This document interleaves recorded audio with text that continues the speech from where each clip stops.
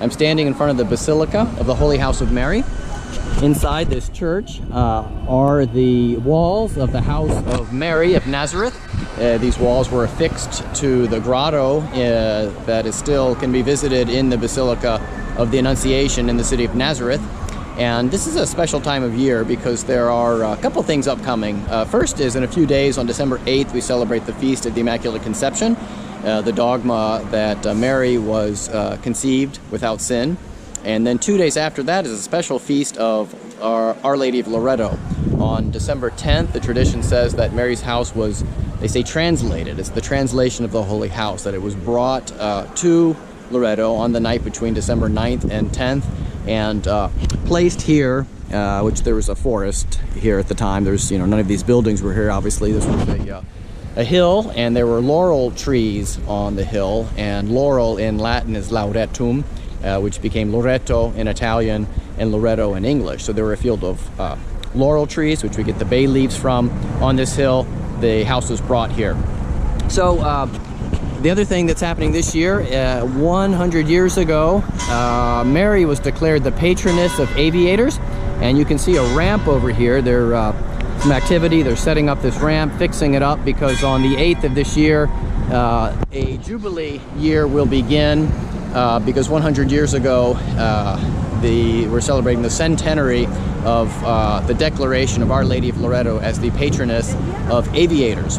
So when the pilots were coming home from World War I, they looked to the Pope and asked the Pope to name a patron or patroness for them to be their protector, and the Pope Pius named Our Lady of Loreto. So you can see the ramp that's going to lead up into this holy door. You can see the holy door there. There's been a seal. It says Our Lady of Loreto. Actually, it says Latin, Virgo Lauretana, patron of aviators. And you can see that was added here because the door ordinarily looks like this, but they've put that seal there that looks like marble, but it's actually styrofoam. So why did they choose Our Lady of Loreto as the patroness for aviators? Because their tradition says that her house was flown over from Nazareth here to Loreto by angels. First, in the year 1291, it was actually brought to, and the house was translated, if you will, by angels to Croatia, and then it was brought to Recanati, which is about 5 miles that way, and then it was brought here in 1294. So 1291, left Nazareth, came here, 1294 on the night of December 9th and 10th. So the tradition says, the ancient tradition says, it was flown over by angels, and the fact that the house was flying over led to this declaration of Our Lady of Loreto as the patroness of aviators. That's the ancient legend. There's another more modern, let's say, interpretation, if you will, explanation of what happened. In the early 1900s in the Vatican, there was a papal archivist, a priest, who was going through some records, and he found a document detailing the things that were brought out of the Holy Land at the end of the Crusades. So at the end of the Crusades, when the Crusaders, the Latin Christians, were unable to establish a Christian kingdom or maintain a Christian kingdom in the Holy Land to allow for the safe transport of pilgrims in that area, they knew it wasn't going to last. They all started coming home back to Europe. They brought back a lot of relics with them. There was a family who financed the expedition, if you will, of the Holy House, and their last name was Angelos. They were a Byzantine Greek family. Angelos, which is angeli in Latin, and angels in English. So that led to the etymological root of the angels taking and bringing the house from Nazareth here to Loreto. So neither one is proven, so to speak. You can, if you want, to go back to the ancient tradition of the angels carrying it, or if you like the modern explanation, it sounds fine. They Crusaders put it on a ship, and then they moved it over here, which a lot of relics from the Holy Land were moved over here to Italy, especially on the east coast. From Venice, we have the remains of St. Mark. Amalfi has the remains of St. Andrew. Bari has the remains of St. Nicholas, which today is the feast of St. Nicholas, which we get Santa Claus from. At any rate, I want to go inside because I do want to show that there is archaeological proof, if you will, and also too, in addition to this archives that they discovered, these documents inside the Holy House, they discovered certain coins that were related to this family of the angels. What I do want to talk about is, do we know that this house, these walls, came from the Basilica of the Annunciation in Nazareth, and that is almost a definitive yes, a 99% yes. These walls were removed from Mary's house and brought here to Loreto. So we do have the 3 walls, which I'm going to go inside in just a minute to explain that and the history on Mary's walls being here and how we know that these did come from Nazareth. I am walking into the inside the Basilica of the Holy House, and there's a hallway that prepares pilgrims for coming in and seeing what they're going to see on the inside. So this is a kind of a aerial depiction of what the Grotto of Nazareth looked like in ancient times. So if you go to Nazareth today, you can actually visit this grotto, which is here, right? And then the walls, these 3 walls were taken off the grotto in 1291 and brought here. Okay, so if you go to Nazareth, you're just going to see the grotto and the modern church. Here's what the grotto looks like in Nazareth, okay? And how do we know that these walls that are here, just a few feet away from me, came from the grotto of Nazareth?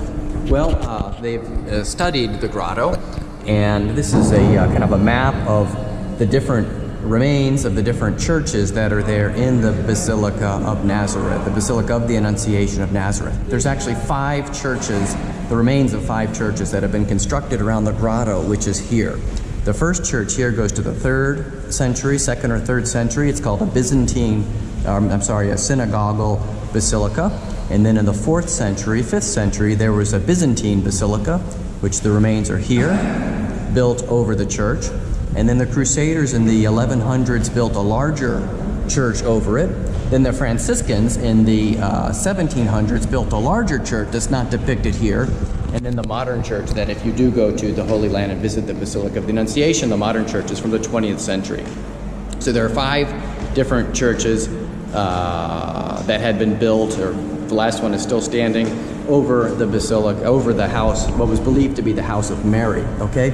So the tradition goes back to at least the 2nd century that this was Mary's house, okay? So there was already devotion to Mary in scriptures. You know, in the Gospel of Luke, they talk about Mary being blessed among women. All nations shall call me blessed. And so the Christian community identified Mary's house, and then they built some sort of monument, some sort of structure for veneration over the house or near the house by the grotto. And this was very similar to the way people lived in the 1st century. You know, you have very small homes, a grotto, a small building here, and there would have been a whole bunch of houses such as that in the area. So the other houses were removed. There were cemeteries, they've done excavations recently, and there were cemeteries in the area. There are cleansing baths in the area also. So we know that from very ancient times that was a place of devotion. So what matches the house, the walls, which we're going to see in a few moments, to the cave? There's a number of graffiti that were discovered or studied in the Holy House, and I'll just show some of them here. You have this graffiti from the 1st or 2nd century, this one here, over here as well, and some of these graffiti that you can see on the walls of the Holy House match graffiti from the same time frame inside the Grotto of Mary in Nazareth. The stones here that we have that are not far from here, right? The Holy House, the stones are the same stones from Palestine. The cut is not typical from this area, and the cut is the way it was done in Palestine. So the archaeologists are 99% sure that the walls we have here in Loreto are these walls and that they were once attached to this grotto. Whether or not that grotto and house was correctly identified as Mary's house from the 1st century is really just an act of faith. But from the 1300s onward, this place, Loreto, has been a very important Marian sanctuary. Here's a list of all the different saints and blesseds who've come to Our Lady of Loreto from the 13th century, starting with Saint Nicholas of Tolentino, all the way up here. The last one is Blessed Gianna Molla, and this needs to be updated. John Paul II is now a saint. He's not on here. When this was created about 30 years ago, he was still Pope, so it needs to be updated. But you can see just the number of saints who've been here to Loreto to pay devotion to Mary and to Mary's house. So a special year, Jubilee year here in the Holy House. And I'm going to go inside now and try and film a little bit and show some images of the Holy House. In the 1400s, this was part of the Papal States, and so the papacy really wanted to bring attention and draw pilgrims to Loreto, so they embellished it and called in the best papal architects of the time and sculptors and artists.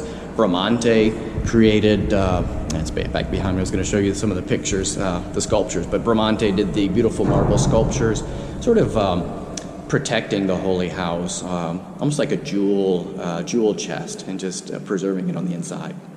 So I'll go inside now. I'll keep the camera running. I won't speak, but I will show the Holy House. We'll walk into it, and I'll just let the images speak for themselves.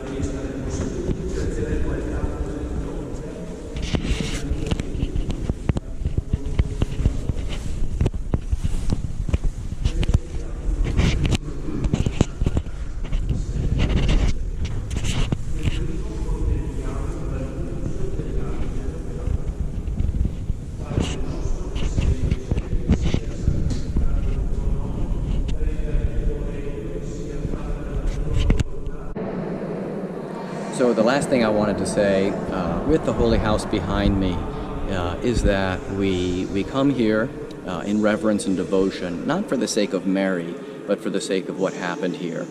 Inside the house there's a Latin inscription, and it says, Hic caro verbum factum est. Here the Word became flesh.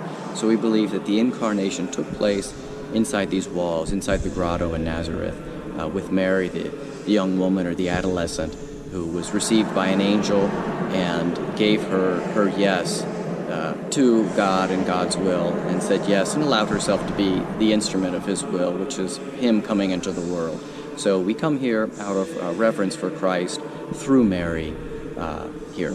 So as the holiday season of the Immaculate Conception is right around the corner, and then Christmas, let us just reflect for a moment on Mary's yes and everything she did.